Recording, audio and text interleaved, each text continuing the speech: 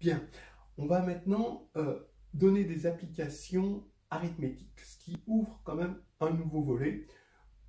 On va survoler le volet, on va dire. Alors, ici, l'équation de Pell-Fermat. On prend D un entier et strictement supérieur à 1, on va supposer qu'il est sans facteur carré, et on regarde cette équation, qui est un cas particulier de l'équation de Pell-Fermat. Pour ici, normalement, on met un entier E égale à 1. Ici. Alors, on regarde juste les solutions entières, mais strictement positives.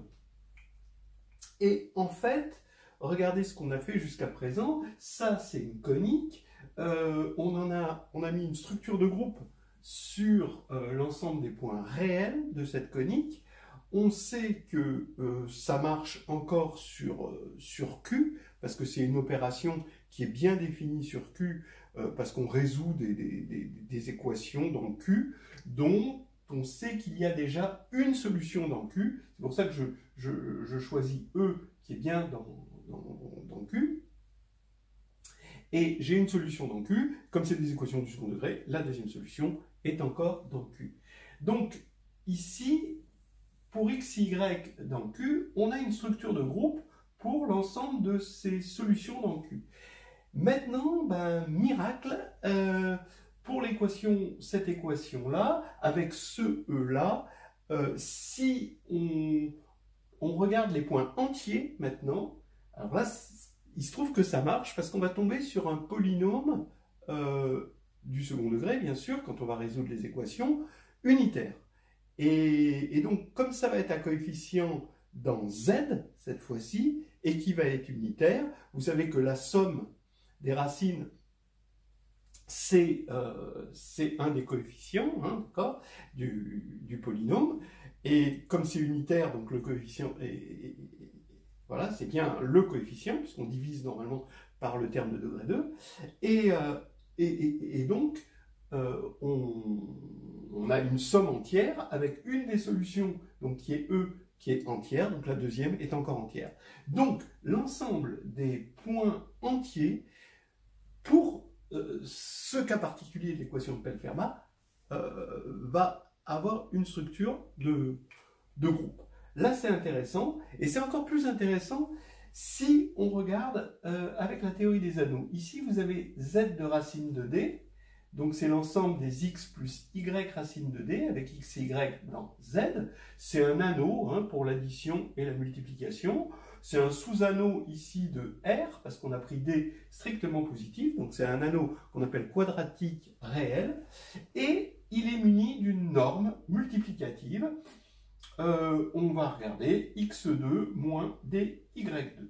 Elle est multiplicative, un petit peu comme la norme qu'on connaît très bien sur C, où on a remplacé, où là ce serait la même chose pour d égale moins 1, ça ferait x plus yi, donc ceux qui connaissent la norme sur C, donc pratiquement tout le monde, voit bien qu'il n'y a pas de raison que ça ne se prolonge pas quand on prend un d, comme ceci. On a une norme multiplicative, ce qui va faire que l'ensemble des...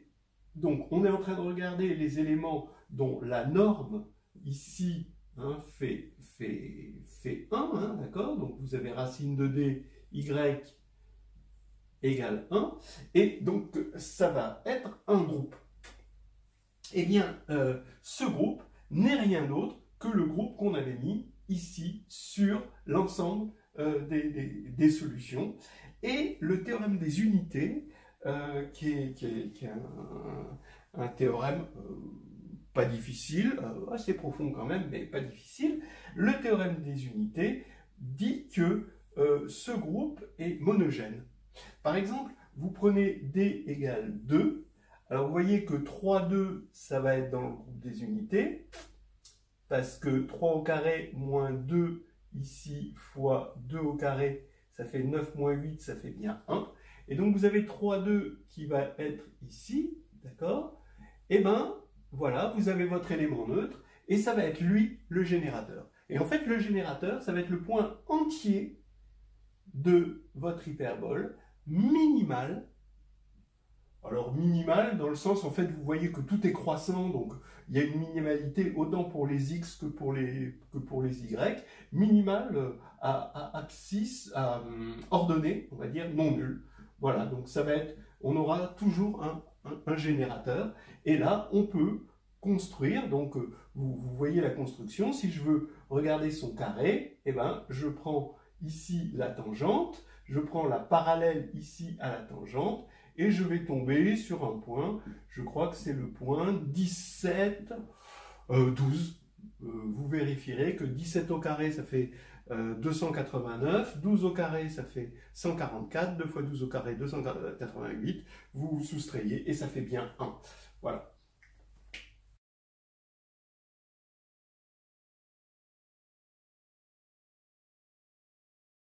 Bien, maintenant il est temps de rendre à César ce qui appartient à César. En fait, tout ce qu'on a vu jusqu'à présent de cette structure de groupe sur les coniques provient d'une structure de groupe sur ce qu'on appelle les courbes elliptiques. Et les coniques n'ont fait que voler la vedette aux courbes elliptiques jusqu'à présent. Donc, en fait, qu'est-ce que c'est qu'une courbe elliptique? Ça va être une courbe pour nous, ici, dont les équations sont... dont l'équation est ici, d'accord, que vous pouvez voir, avec A, B, C, D, E, F, G. On va commencer par des réels, mais en fait, ça peut être sur n'importe quel corps, et AD, différents de 0. En fait, ce qui nous intéresse dans ces courbes, c'est qu'elles sont de degré 3. Et comme elles sont de degré 3, quand vous allez prendre une droite, d'accord, et que vous allez couper votre courbe, si vous avez 2 points ici sur la courbe, eh bien, vous avez forcément un 3e point avec les coefficients, les relations coefficients-racines. Donc, on a la possibilité de construire une opération de groupe qui a 2 points associés à un 3e. Ça ne va pas tout à fait être celui-ci, mais bon, c'est ça l'idée, c'est qu'on va rester dans le corps à cause des relations. On sait que la somme des racines, c'est un coefficient du polynôme, et que le polynôme, il a des coefficients dans le corps. On construit plutôt une structure de groupe sur une courbe de degré 3. Voilà, ça c'est important. Et ça c'est un cas particulier de courbe de degré 3. Vous voyez que x est en degré 3, pas y.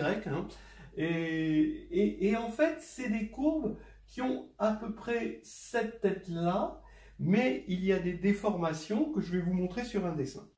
Voilà, en changeant les paramètres de A à G de l'équation, on voit qu'on peut avoir des courbes elliptiques de 2 types, une composante connexe ou 2 composantes connexes. Entre les deux, une courbe singulière qu'on tente d'éviter. Voilà. Alors maintenant, on n'a pas de mal à imaginer que ces courbes qui peuvent, selon A, B, C, D, E, F, G, devenir, comme on l'a vu, comme ceci. Donc là, il y a ceci qui devient une boule, ensuite qui se détache, et ça devient ça. Et on va voir que ça va ressembler petit à petit, et ça peut tendre ici vers une conique. Donc là, c'est une ellipse encore, et une droite. Voilà. Alors, regardons-le. Donc ici, pour avoir une courbe elliptique, j'ai dit A doit être différent de 0, D doit être différent de 0, mais je vais prendre A tendant vers 0 pour cette déformation de ma courbe elliptique, B égale 1, C égale 0, D, E, F égale 1, G égale 0, voilà. Et regardez, donc G égale 0, ça va être important, surtout, et A tend vers 0 aussi. Regardez, ça va nous donner cette équation-là. Et donc, maintenant, je vais homogénéiser, comme on a l'habitude de le faire, avec Z. Donc maintenant, ce truc qui était dans le plan, je le passe dans l'espace à 3 dimensions, et je récupérerai ma courbe de départ en coupant par petit z égale 1. Ici. Maintenant, je simplifie par x, donc ça veut dire que j'ai x égale 0 qui va être une droite, x égale 0, donc ça va être ma droite ici, j'ai bien mis verticale d'ailleurs, c'est du hasard, mais voilà, x égale 0, et il va y avoir une fois qu'on a simplifié par x, une quadrique de l'espace, c'est-à-dire ici une forme quadratique. Donc, bon, j'ai fait la méthode de Gauss, classique, vous pouvez vérifier, et ici, je suis tombé là-dessus. Donc, c'est-à-dire que si je suis sur R, ma forme quadratique, elle est de signature 2, 1, ce qui veut dire positif, positif, négatif, ça veut dire que l'équation dans un certain repère est comme ça, et donc ça a cette tête-là, c'est le cône d'Apollonius, hein, d'accord? Et donc, maintenant, quand je vais couper par petit z égale 1, je vais couper par un plan. Maintenant, c'est plus le plan horizontal parce qu'on a changé de coordonnées. Je vais couper par un plan, et on le sait depuis longtemps, hein, c'est pour ça que ça s'appelle des coniques, c'est parce que ce sont des sections de cônes par des plans. Et on va récupérer, en coupant par un plan qui ne passe pas par 0, 0, parce que c'est z égale 1. Donc ici, on coupe par un plan et on tombe sur une conique. Donc, résultat des courses, on a déformé, en faisant tendre petit a vers 0, une courbe elliptique, et on est tombé sur la réunion d'une droite, petit x égale 0, à verticale, et ici, d'une section d'un cône, c'est-à-dire ici de ce qu'on appelle une conique. Maintenant, on va voir comment la conique a volé la vedette à la courbe elliptique. En fait, ce n'était pas une conique sur laquelle on a travaillé depuis le début. C'était la conique avec une droite à l'infini. C'est ça qu'on va voir. Donc ici, j'ai ma conique. Ici, j'ai une droite. Et ma courbe totale, c'est la conique réunion avec, c'est l'union de la conique et de la droite. C'est-à-dire que son équation est une équation de degré 3 qui est factorisée en une équation de droite fois une équation de conique. Donc on a bien du degré 1 plus 2, ça fait 3. Maintenant, on va imaginer que cette droite, c'est la droite à l'infini. Et avec cette droite à l'infini, on va revoir notre construction. On prend deux points A et B, et on trace la droite AB. Alors, elle coupe la droite à l'infini en un point qu'on va appeler Z. Ça va être la direction. On a déjà fait ce calcul dans une vidéo précédente. C'est le point qui va donner la direction. C'est le coefficient directeur, si vous voulez. C'est indexé par le coefficient directeur. Alors ici, vous avez ceci. Et maintenant, on a construit la parallèle à AB passant par E. Mais maintenant qu'on est en projectif, les droites, elles se coupent en l'infini, et le parallélisme va se voir en projectif par le fait que ces deux droites se coupent en ce point-là, elles se coupent exactement en la droite à l'infini. Donc, ici, vous avez, la voilà, la parallèle, elles sont parallèles parce qu'on est en projectif, et donc, ici, on a l'intersection de la parallèle à AB passant par E avec la conique, eh ben, c'est A étoile B. Voilà la construction projective de A étoile B. Et maintenant, on a vu que une courbe elliptique, d'accord, ça dégénérait en une conique union une droite qu'on a envoyée à l'infini. Et maintenant, on va faire exactement la même construction. Vous prenez A, B, étant donné que c'est une courbe de degré 3 avec deux points, vous tracez la droite, vous en avez un troisième gratuit, vous l'appelez Z, et c'est exactement ce Z-là, puis vous prenez un point E sur votre courbe elliptique et vous tracez EZ, et bien comme vous avez encore deux points, ben ici, vous en avez un troisième, et c'est ce troisième qui vous donne A étoile B. Et là, notre courbe elliptique, pour la loi étoile, il se trouve que ça va avoir une structure de groupe. Maintenant, on va essayer de bien choisir E. C'est comme bien choisir un nombre. Qu'est-ce qu'on aime dans les nombres? On aime qu'ils soient les plus simples possibles pour que les calculs soient les plus simples possibles. Le plus simple possible, c'est 0. Après, on va dire 1. Et après, il y a l'infini. Voilà, l'infini, il simplifie tous les calculs. il absorbe, il tue, il trivialise les calculs. Et donc, en fait, le meilleur E possible sur une courbe elliptique, c'est pas ce E-là, forcément. Vous allez voir. Alors d'abord, je vous ai donné une équation générale de courbe elliptique, mais quitte à changer de repère, c'est un changement affine, hein, cette fois-ci, je peux me ramener ici à Y2, hein, avec une espèce de réduction de Gauss, et ici à éliminer le terme en X2. Donc voici ici un prototype, hein, de courbe elliptique. Sauf que là maintenant, ce qu'il y a de bien, c'est qu'on a l'axe des X, hein, vous voyez que c'est symétrique en Y, donc ici c'est symétrique par rapport à l'axe des X. D'accord? Maintenant, quel est le meilleur E à choisir comme élément neutre sur la courbe? Eh bien, il se trouve que ce E est projectif. On va regarder où est-ce que cette courbe s'intersecte, si elle s'intersecte à l'infini, c'est-à-dire qu'on homogénéise, donc on a Y2, c'est degré 3, hein, donc Y2Z, X3, ça reste X3, AX, ben, Z2 pour être de degré 3, et B, Z3. Et on va regarder l'intersection avec Z égale 0, puisque c'est ça le point à l'infini. Ben, quand vous faites Z égale 0, ça fait X3 égale 0, donc X égale 0. Bon, ben, Y, il faut bien qu'il y ait un élément non nul. Hein, je vous rappelle qu'on est en train de travailler dans R moins le vecteur nul sur une relation d'équivalence. Et donc, Y, lui, il est non nul. Et donc, on peut se ramener par la relation d'équivalence de la linéarité à 1. Voilà. Donc, ça va être ça, notre point E. Donc, on va regarder maintenant sur la courbe où est le point E. Le point E, c'est le point P0 que vous voyez à l'infini, c'est-à-dire à l'intersection des verticales bleues. Je vous laisse faire un arrêt sur image pour vérifier soigneusement que P1 est d'ordre 6 et que les différentes puissances de P1, c'est P1, P2, P3, P4, P5 et enfin P0 qui est l'élément neutre de notre courbe elliptique.